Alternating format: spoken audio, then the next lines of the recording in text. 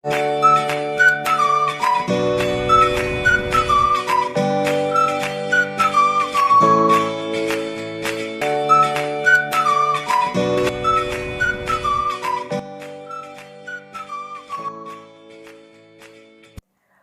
alunos do 7º ano, eu sou a professora Alzeneide, eu vou estar auxiliando vocês com a disciplina de matemática.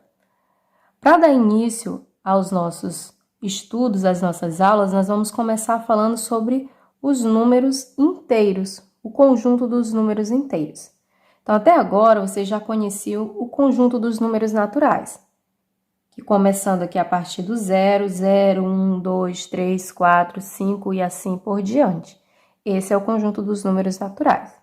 Se unirmos aos números naturais, também os números inteiros negativos, isto é, o -1, -2, -3, -4, nós teremos o conjunto dos números inteiros, tá? Que é representado pelo símbolo Z. Então, aqui está o Z, -4, -3, -2, -1, 0, mais 1, mais 2, mais 3, mais 4 e até chegar ao mais infinito. Aqui também ela vai crescendo até chegar ao menos infinito. Na verdade, decrescendo. Os números que fazem parte desse conjunto são denominados elementos de Z. No nosso cotidiano, nós costumamos ver esses números. Às vezes, nós não nos ligamos, mas nós vemos constantemente. Olha só essas situações aqui. Eu trouxe aqui a movimentação de uma conta bancária de Ana e de Marcos. Ana fez um depósito de R$1.000. Se ela depositou, ela colocou. Ela tem esse valor, então é um valor positivo. Depois, ela sacou R$800, então ela fez uma retirada. Mas como era 1.000, ela ainda ficou ainda com R$200.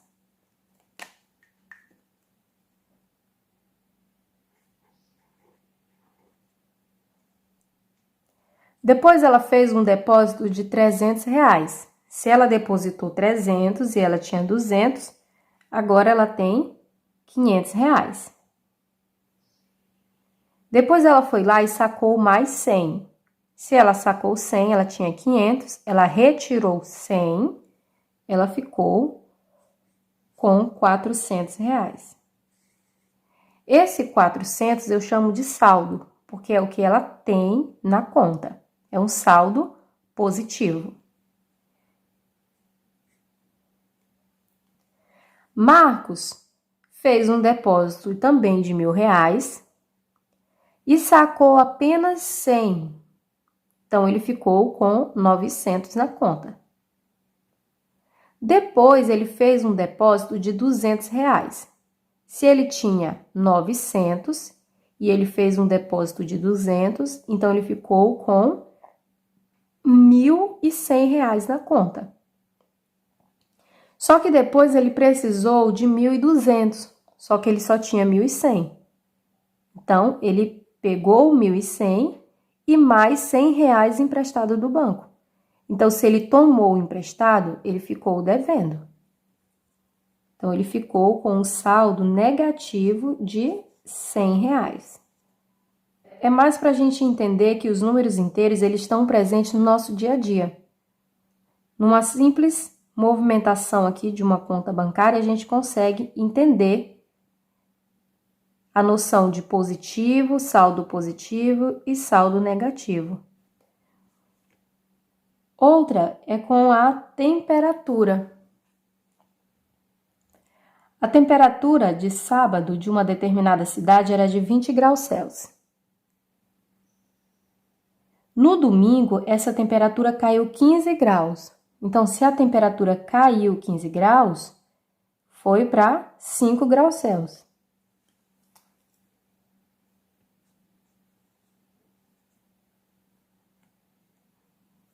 E na segunda, caiu mais 10 graus Celsius. Então, se estava 5, caiu 10, então foi para um valor negativo. Vamos imaginar que aqui seja o termômetro. Aqui vai medir 0. Aqui 5 graus Celsius. E aqui menos 5. Então, se caiu 10, é 5 mais 5. Então, estava em 5, caiu 5, foi para 0. Mais 5, essa temperatura foi para menos 5.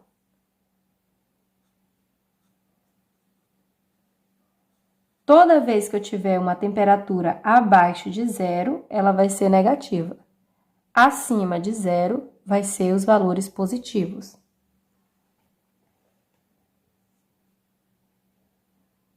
E uma regrinha aqui que vocês não podem esquecer.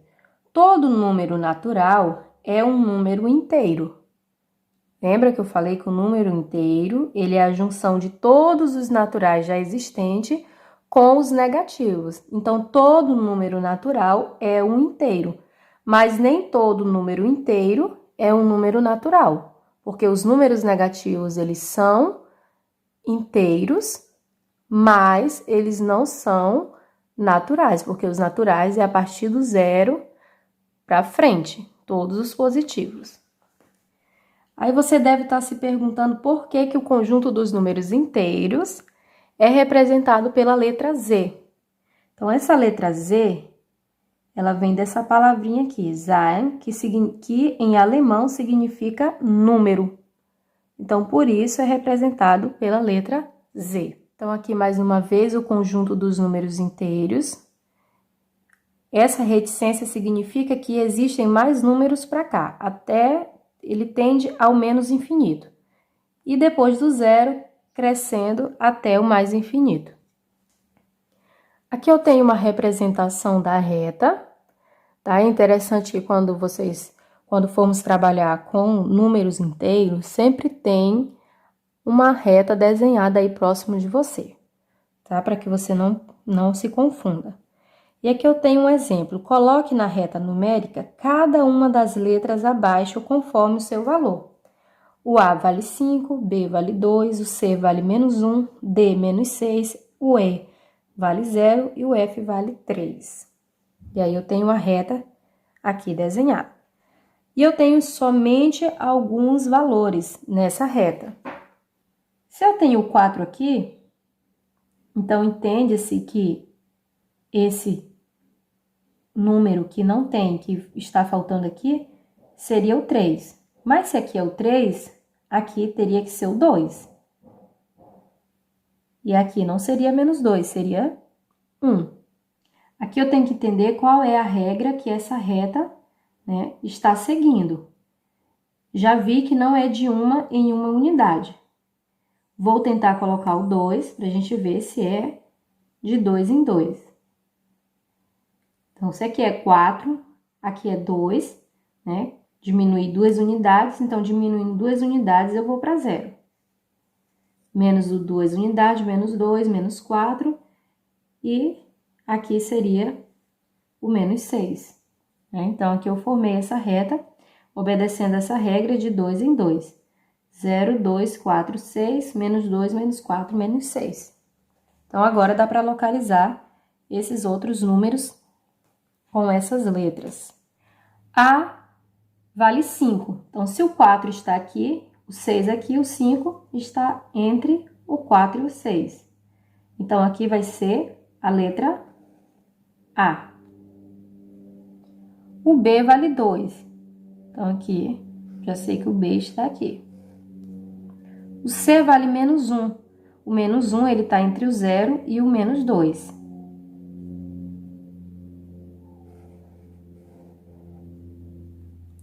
O D vale menos 6. Basta localizar o menos 6 na reta. O E vale 0. E o F vale 3. O 3 está entre o 2 e o 4. F. O F vale 3. É uma atividade simples, mas que tem alguns alunos que erram, né, por não analisar qual é a regra que essa reta está seguindo. Aqui no caso, ela não foi de 1 em 1, ela seguiu de 2 em 2. A reta também é importante para que a gente possa fazer a comparação dos números e também organizá-los em ordem crescente ou em ordem decrescente. Aqui tem escreva os números abaixo em ordem crescente. Logo, eu preciso identificar qual é o menor número que tem aqui presente nesses números. Eu sei que o 0 é a minha base, então, do 0 seguindo para a minha direita, todos os números são maiores. Quanto mais para a direita esse número tiver, maior ele vai ser. E partindo do 0 para a esquerda, quanto mais para a esquerda esse número tiver, menor ele vai ser. Então, aqui eu tenho 2, o menos 1, menos 3, 0, 1, menos 7, raiz de 9. Esse raiz de 9, eu sei que raiz de 9 é 3. Menos raiz de 25. Raiz de 25 é 5, mas como tem o sinal negativo, então é menos 5. 8 e menos 10. Então, o menor número desses é o menos 10, porque ele está bem mais para a esquerda. Então, é menos 10. Depois do menos 10, eu tenho o menos 7.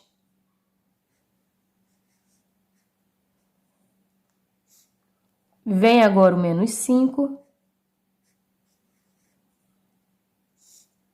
Depois eu tenho o menos 3.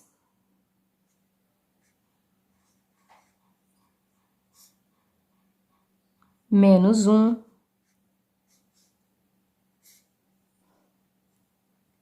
Cheguei aqui no 0. Depois o 1. Depois o 2. E o 3. E por último aqui, o número 8. Fica assim, menos 10, menos 7, menos 5, menos 3, menos 1, 0, 1, 2, 3 e 8, em forma crescente. E aí, para comparar, escreva o antecessor e o sucessor, ou seja, o número que está imediatamente antes e imediatamente depois do 7.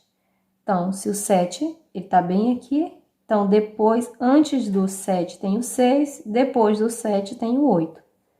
Então, aqui antes é o 6, depois é o 8. Antes do 0, eu tenho o menos 1. Depois do 0, eu tenho 1. Antes do menos 3, eu tenho o menos 4. E depois do menos 3, eu tenho o menos 2.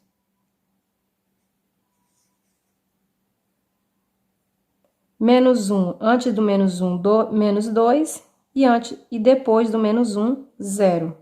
Então, fica menos 2 e 0.